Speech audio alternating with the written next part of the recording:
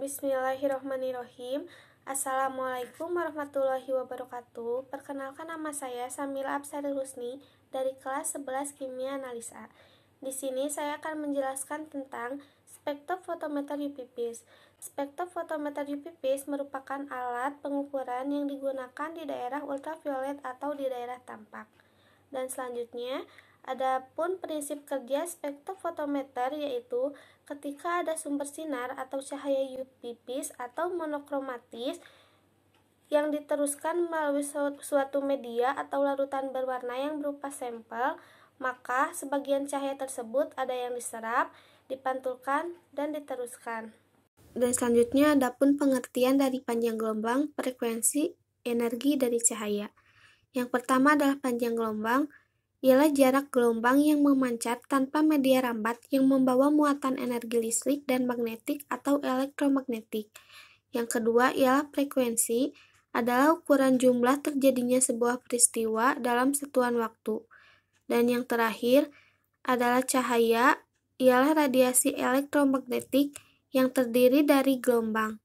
Jika Anda menggambarkan suatu berkas sinar sebagai bentuk gelombang, jarak antara dua puncak dinamakan panjang gelombang sinar. Dan selanjutnya adalah hubungan antara panjang gelombang, frekuensi, dan energi dari cahaya. Dan selanjutnya, mari kita lihat kedua contoh gambar tersebut. Yang pertama yaitu ada C sama dengan lambda kali pi. C adalah kecepatan cahaya, lambda adalah panjang gelombang, dan V adalah frekuensi. Sedangkan gambar di bawah yaitu lambda sama dengan C per V, dan sebaliknya V sama dengan C per lambda. Dan selanjutnya ada dua contoh gambar di atas. Dari kedua gambar tersebut ada perbedaan. Dari gambar pertama, yaitu menunjukkan panjang gelombang yang lebih panjang karena frekuensi yang rendah. Sedangkan untuk gambar di bawah, panjang gelombang yang pendek karena nilai frekuensi yang tinggi. Jadi, kesimpulannya, hubungan antara panjang gelombang, frekuensi, dan energi dari cahaya yaitu berbanding terbalik. Semakin tinggi nilai frekuensi, maka semakin rendah pula nilai panjang gelombang.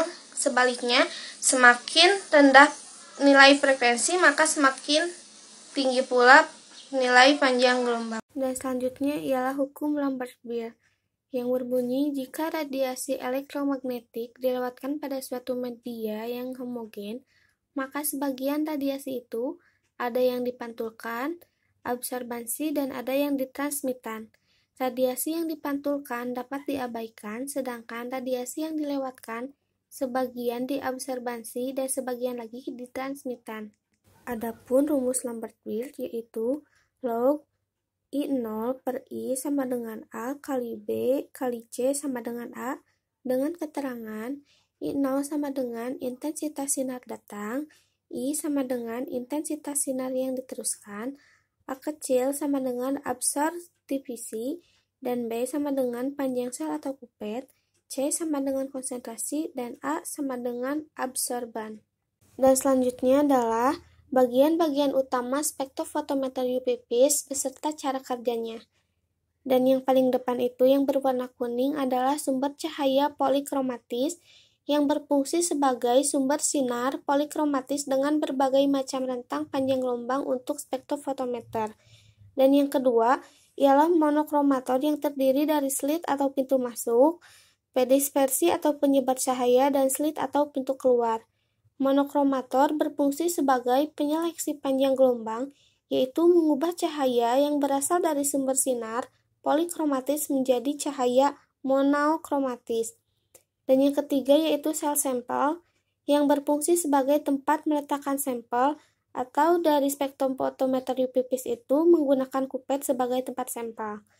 Dan yang keempat adalah detektor, yaitu berfungsi menangkap cahaya yang diteruskan dari sampel dan mengubahnya menjadi arus listrik.